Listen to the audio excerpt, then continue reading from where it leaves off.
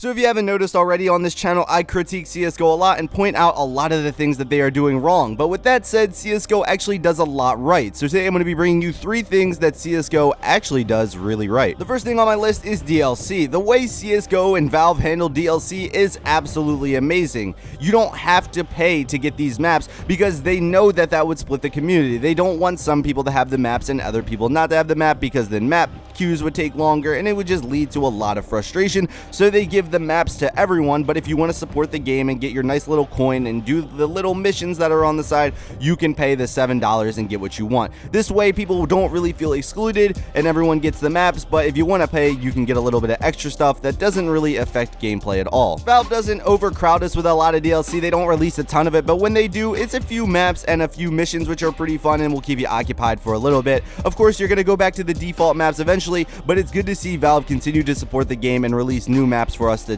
play and have fun with. It's actually a lot of fun because every now and then you get a little bit bored of Dust 2 and Mirage and all the standard maps and you want to play something new. So it's great to see the DLC is not only free, but it's also pretty fun and comes out fairly regularly. The next thing on my list is skins, and love it or hate it, you have to admit though that skins are a big part of CSGO now. And skins do have their problems with the whole underage gambling thing, but I think the concept of skins is a very good idea. It's really interesting to see that there's a whole economy and market behind it, and you don't really see that in too many other games, and we're seeing a lot of games adopt this because of the success of CSGO. Also, I like the fact that they do not affect gameplay at all, and that is a great thing to see, as we're seeing other games like Call of Duty come out and have these OP guns that you can only get by opening cases, and it's really bullshit in those kind of games. So it's good to see a really competitive game like CSGO not go down that route, because if they did, I'm sure a lot of people would actually pay for it. So it's really cool to see that Valve has some integrity and is willing to keep the game good. Also, skins are another good thing because they bring in a lot of new players. A lot of people who are going on Twitch or just seeing the game for the first time, they may actually see some CSGO betting,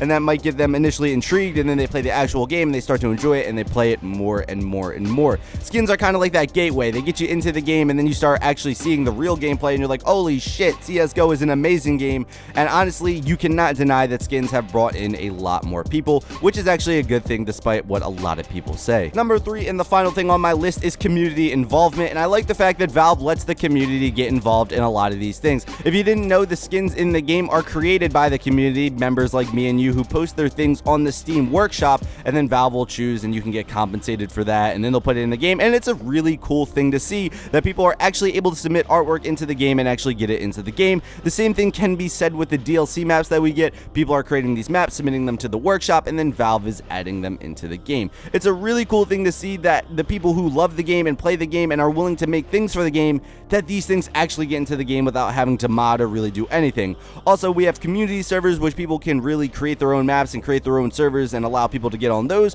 which is another cool feature of the game and just adds even more things to do than just play the base game. Overall though, I like the fact that Valve allows the community to get really involved with the game and allows us to create content for the game that a lot of us like to play a lot. It's really cool to see because the community are the ones who like the game, they're the ones who play the game, so they're obviously going to be the ones that are creating some of the coolest shit, and that's really cool to see, and I don't really see it too often in other games, so I'm gonna commend Valve on that. But yeah guys, thank you guys for watching this video. Tell me in the comments down below though, what are 3 things that you think CSGO does right? Is there anything I missed in this video? Feel free to tell me in the comments down below, and if you like this video, how about you hit that like button, and if you dislike this video for some odd reason, how about you hit that dislike button? But yeah guys, this has been the Chosen One Inc., and as always, peace out.